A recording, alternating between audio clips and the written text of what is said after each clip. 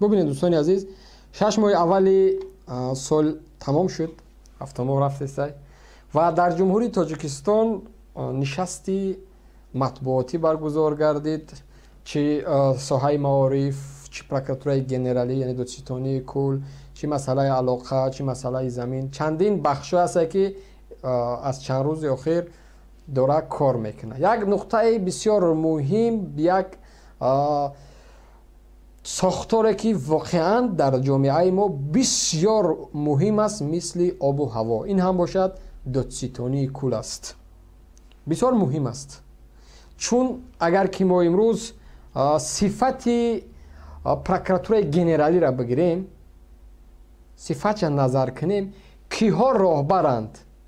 و اصول حرف زدن آنها، معاشرت آنها، عقل آنها، دیدگاه آنها از کجا آمده است، ما در چند نوار، در یک نواری که از چند قسم عبارت است، ما برای شما میگم. نوار را بگذاریم.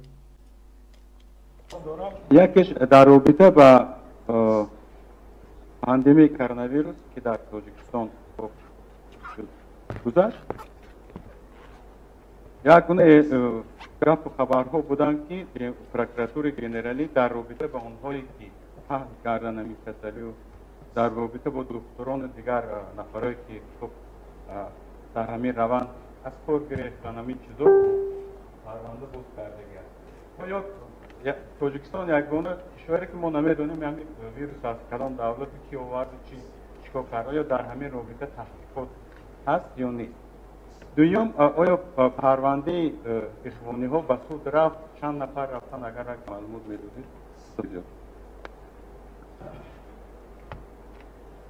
خب تلگازوله شد وابسته با کوید.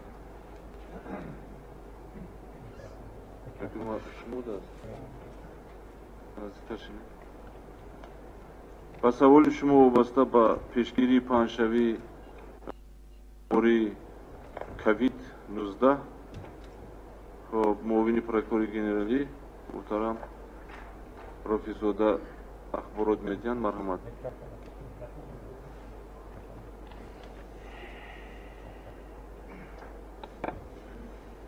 خبردار هستم وابسته به پیشگیری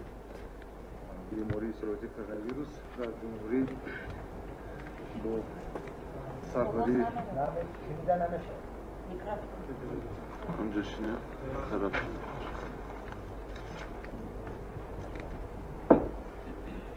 گیرین باجی повестка گرفته گفتن شاید که قید کردیم وابسته به سوال شما به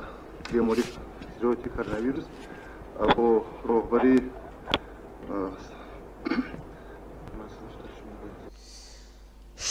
خب شما یک بار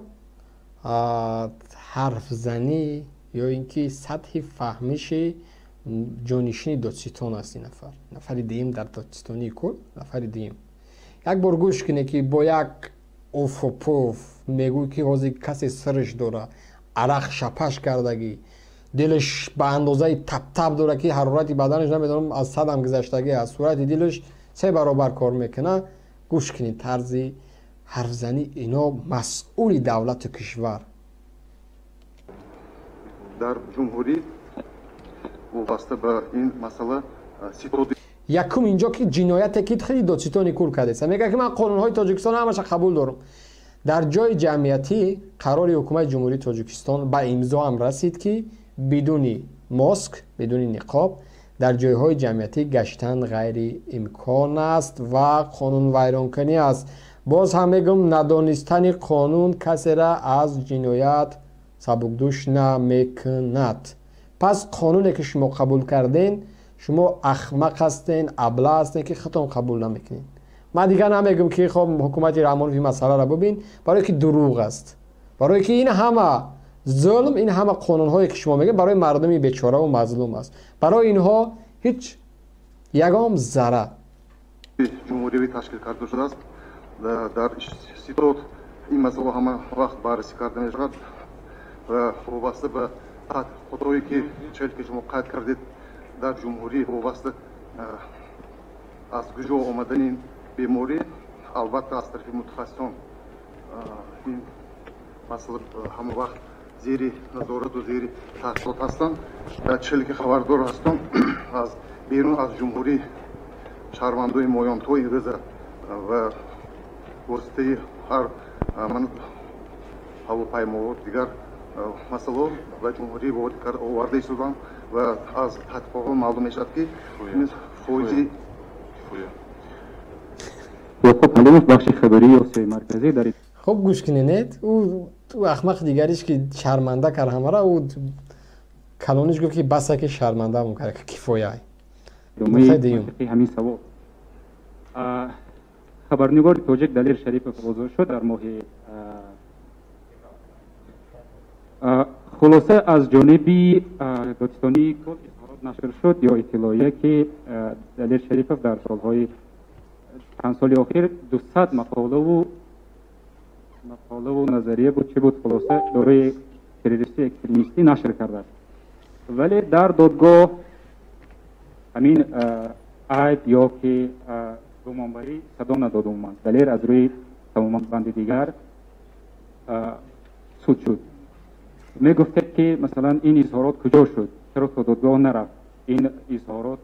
مثلا به اساس و به پایه بود و همچنین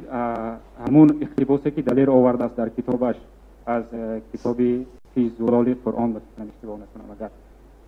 همین در خطی ادبیات ممنوع هست یا نه شکر اولا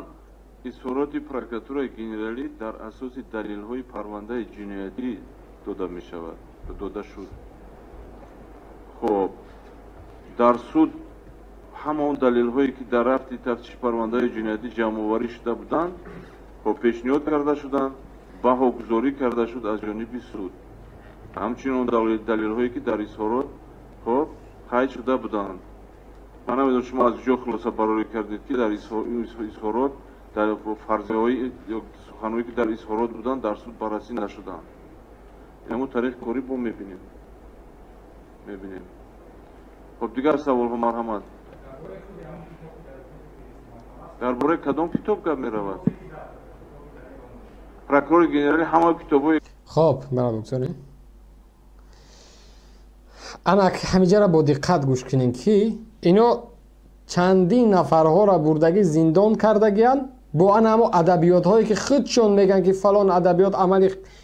خب تروریستی داره اوش خاراکتری اکستریمیستی داره اما یا خودشون نمیدونن که با کدام جرم یک نفر از زندان میکنن نگاه کنید اکستریمیستی را از یاد نمیدونند شما با طریق کوری آمدن مراجعت کنید تو در پودشتگی یکم بزه گردون دستی تو کی خودت اصلا در رو پروی دوربین ده ها و صدها روزنامه‌نگار در رو پروی تو نشستگی تو یک نفری مسئول کشور یک نفری که راهبر یک ستاد هستی با همین اصول گپ میزنی شما با دفتر کاری بیاین مراجعت کنین عاقلانه چه میگه که یه بچه خوردی برام بز از کهدام بیار اونه برام گاو آزادی بیار همین است دیدگاه شما دادستانی کل همین قدر عقل داره مرحمت نیا کنید بالای تور منبر خلق محترم پروفسور من قانون‌هایی را میدونم که در تاجیکستان عمل کننده هستند و نظارت آنها را من عملی میکنم اگر قانون را میدونستم که در تاجیکستان عمل کننده میشد و نظارتش تو نظر میکردی امروز در اونجا بینقاب نبودی حتی از رحمانوف زورتر است از رحمانوف یا همون رئیس شهر کلوب یک وقت در صحبت گفته بود که خواجه احلال ولیش دیگه هستن یا همون ولی ها هستن که امروز برایشون فرقی نداره آب سرپرکرور حربی اینه یک افندی دیگه است یا گوش کنید بانگاه سرحدی اشخاباد از طرف گروه تفتیشاتی هم گروه تفتیشاتی عبارت بودن از متوجهان کمیته دولتی امنیت ملی و سرپرکراتورای حربی و اتهام رسانده شدن نسبت 7 نفر و سود ارسال کرده شد با حکم سود عالی جمهوری تاجیکستان همه محکوم شده نام برده ها با مهلت از 2 تا 27 سال از آزادی محروم کرده شدند.